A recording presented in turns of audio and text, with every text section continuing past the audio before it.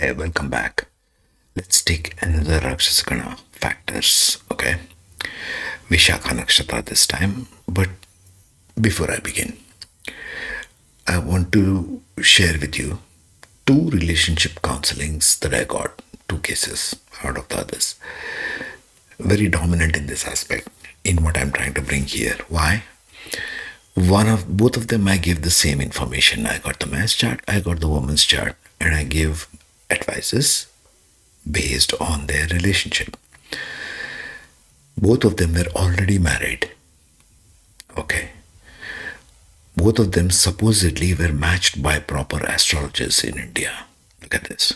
Okay. One, couple number one, is constantly having fights, constantly having difference of opinion, constantly they are on battlegrounds. They're married, they're having two children, but they're always fighting with one another. This is the main issue they came up with. They said, can you see something? The man came up to me, can you see something and tell me what's going on between me and my wife? I looked at the charts and I was shocked beyond belief that somebody would say these two are matched. Just forget about even the moon. I didn't even look at the moon. I said, who did the matching of this? The natal and Navamsha of each one. Pay careful attention. Both the natal and the Navamsha of each man and woman are Aries and Virgo. How do you think that is going to match? It is a 1-6 relationship. This one that I'm showing. That's why these triangles are marked red. The 1 to 6 relationship. It's an enemy sign. How did you match anything here? What kind of Jyotish did you do to begin with? You have ignored the basic fundamental principles of natal Navamsha. In couple pair matching. They're still together, I suppose. I lost touch. But that's one. Couple number two. They were married, newly married, not having much of a relationship, and one had even filed for divorce. Okay, so I suppose they are together now because that time they came for me for consultation. I looked at the charts of each one, man and the woman, and I saw something in the woman's chart. I will not reveal here in this public platform what I saw, but I gave an advice to them. I said, this seems to be a tricky position. This and this and this needs to be done on her part for this to survive. There is nothing like given that this is going down the toilet. No, there was nothing like that.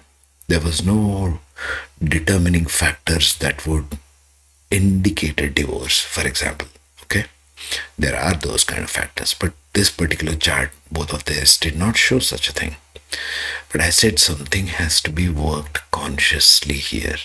It cannot be in an unconscious way. This is where Jyotish-based relationship counseling helps to everyone watching this or listening to this on my podcast, on Spotify, Apple, and so on. Keep in mind, some things can be worked, some things cannot be worked. Doesn't matter which way you try. And to know this beyond a shadow of a doubt requires counseling, even in Jyotish. Requires the man and the woman to know this stuff, to feel the truth of this stuff, not a narrative. This is not fluff. This is not just some packaged narrative. Jyotish is not like that. Jyotish is very deterministic, very precise in its approach. And if you follow some very basic rules, okay, you don't even have to go drill down to the last detail.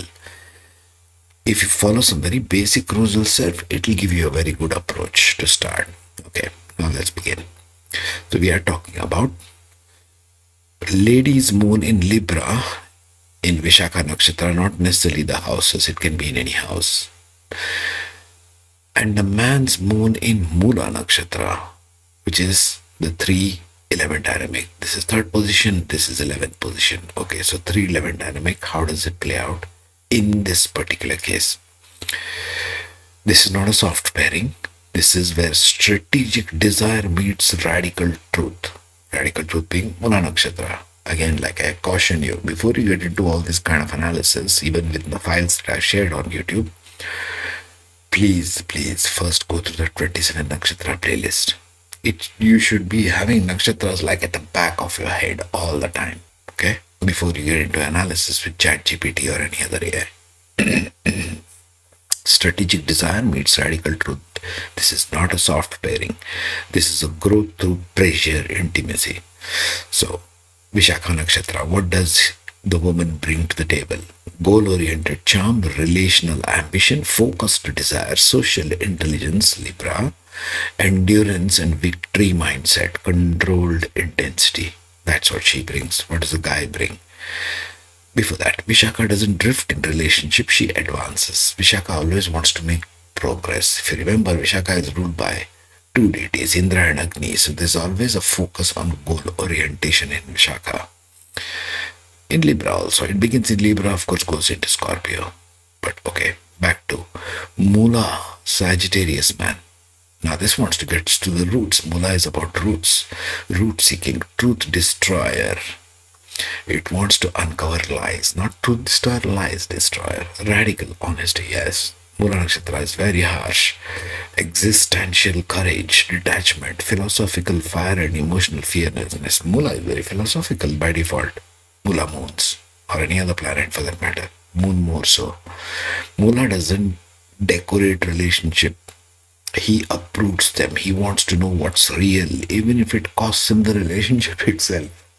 Okay, 311 access signature now. Effort versus fulfillment, challenge versus expansion.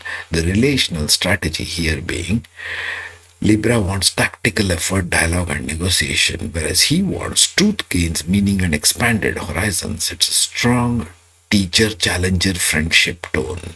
See how the tone of the relationship changes with each nakshatra, with each kind of axis change.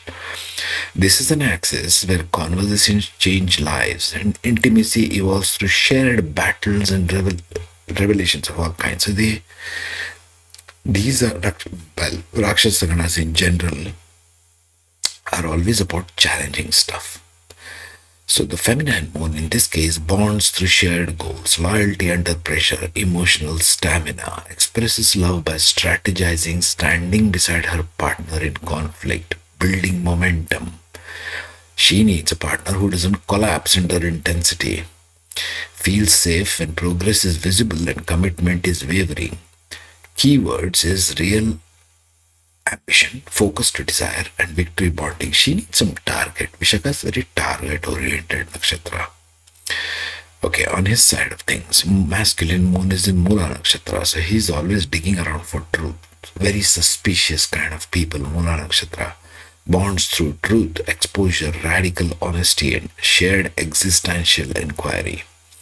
Expresses love by challenging illusions, cutting emotional deadwood, and forcing out authenticity. This is what makes them very strong in their presence. Moola Nakshatra moons.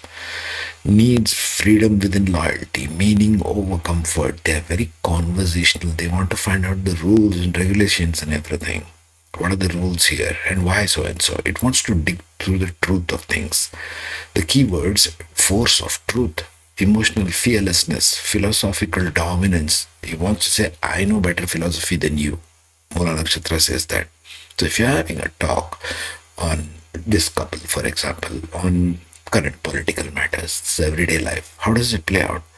No, no, no, I know better than you in this. There will always be that force of Moola Nakshatra.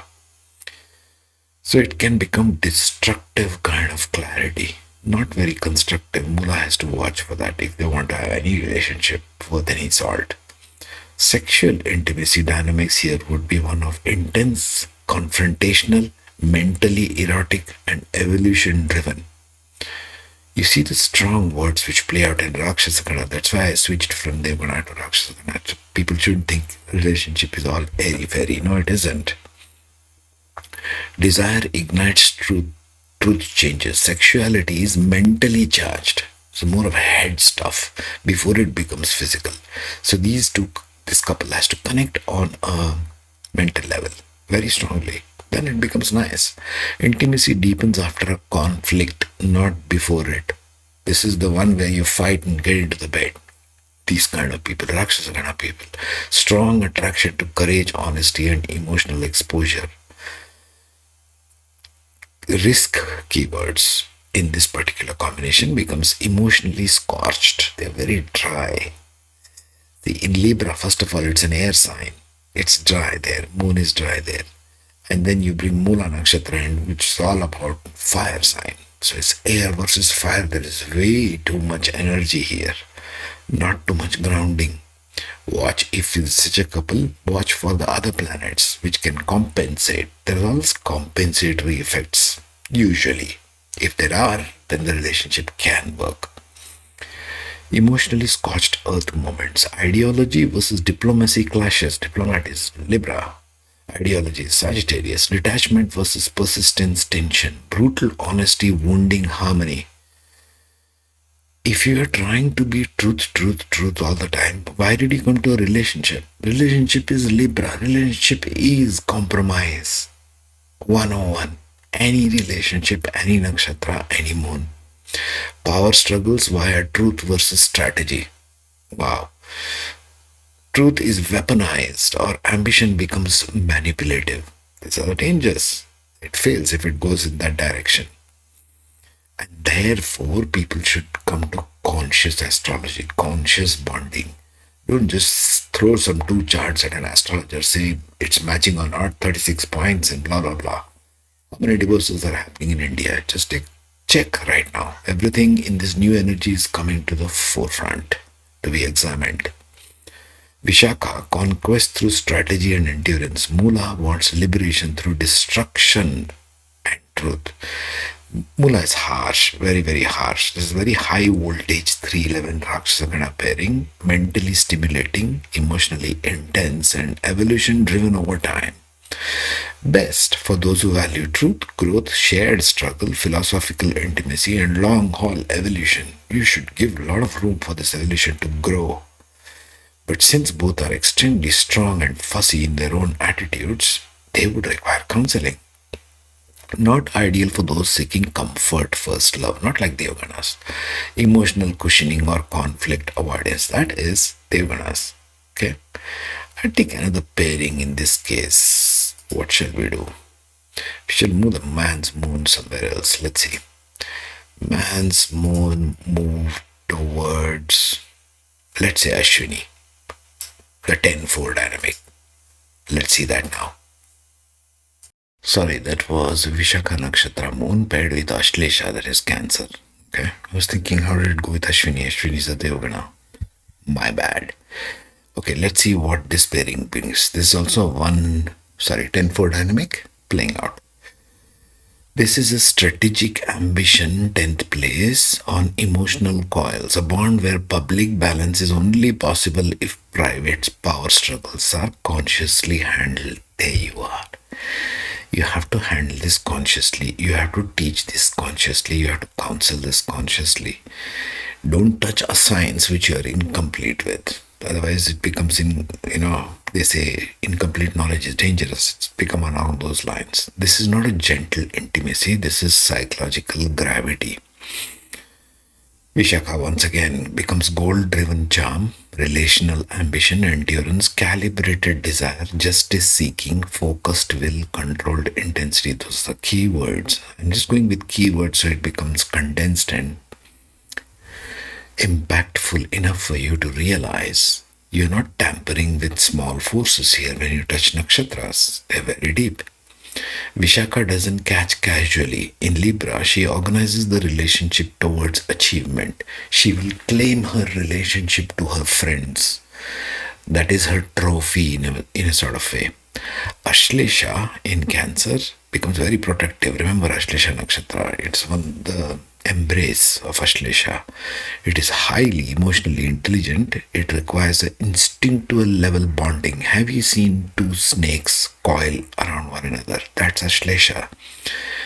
It's highly protective, highly psychically sensitive, and loyalty through attachment and subtle dominance. Well, I'm getting something else here. Okay, so it's an nakshatra ruled by Mercury. Pay attention to Mercury also here. How is the Mercury of the other person? And how are they handling Ashlesha moon will play out very strongly. Because touch is very crucial for Ashlesha. Okay? Ashlesha doesn't pursue loudly. He binds quietly. His power is emotional, intuitive, and deeply territorial like snakes. Ashlesha symbol is Nagas. The alignment of 10-4 provides another dynamic. It's public alignment versus private emotional control, relational direction versus psychological security. Ashlesha requires a ton of security. It needs to feel psychologically safe with an individual, otherwise, Ashlesha will bite, it'll shut off. This is a Rakshasagana. Be careful how you handle this. Feminine moon bonds through shared goals. For her, Vishaka, loyalty tested over time, expresses love by directing momentum, holding relational vision, stabilizing chaos externally. She needs emotional honesty without manipulation. Progress is consistent, power dynamics are transparent for her. What about him? Mr. Ashlesha. Emotional fusion, loyalty through proximity, psychological knowing. Remember, he can sense far more in her than she can in him. He is highly intuitive in this case. Expresses love by protecting, emotionally enveloping, and maintaining deep bonds. He needs security, emotional exclusivity, intuitive control over the bond. Ashlesha is highly possessive. It can become very clingy because it's in Cancer. This is the Rakshasa Gana within Cancer. So Rakshasa here wants emotional power, not aggression, more intuitive, more softer, more protective. It can bite like the cobra, like the snake. It can bite if it's not felt intuitively connected to the other person. Careful of this. The sexual intimacy can be quite strong, very intense, very private, very psychologically charged, slow burn. Desire builds through emotional trust and depth. Sexuality is subconscious driven, not performative. Nothing needs to be overt, it can be a very covert kind of situation. Intimacy increases with secrecy, privacy, and emotional exclusivity. Everything sort of, for lack of better words, happens within the confines of your bedroom. For Ashlesha especially. Strong pull towards late night conversation, silence, and closeness. See there? Ashlesha man wants emotional presence, reassurance, deep uninterrupted bonding, while she wants emotional reliability.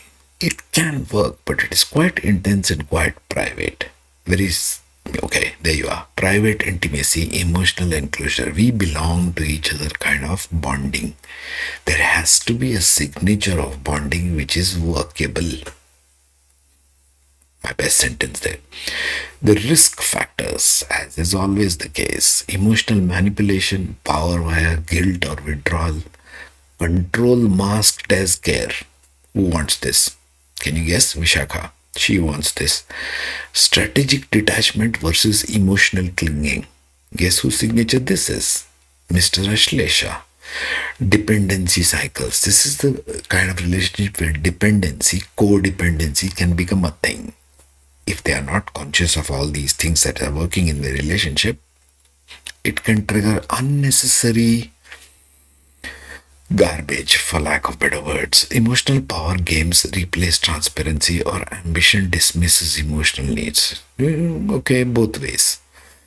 Strength of this pairing can create deep loyalty, psychological safety, and long term emotional bonds. Very beautiful if it works. Very beautiful. Libra is all about relationships, Ashlesha is all about protection. But these are the things to be aware of. Bring the consciousness to the table, folks. The danger is if boundaries blur, it becomes consuming rather than supportive. Yes, certainly there is that factor. Rakshasa Gana unions succeed only through emotional honesty and conscious boundaries, not control, not dominance. You take your control and dominance and play out in your work, in your business, whatever our outside world projects are. Don't bring it home. All these Rakshasangana people. Emotionally binding, psychologically intense, and structurally dependent on trust. That is the hallmark of this particular combination. I shall take another next nakshatra next time in the next podcast. Meanwhile, you guys take care, be safe. And we are closing the year, as you can see. There is a very strong energy of closure. Astrologers are speaking about it, isn't it? The year of the 9 and the next year, year of the 1, new beginnings. And we are in a very different energy of the earth, of course. So everything will have to be taken consciously. Take care.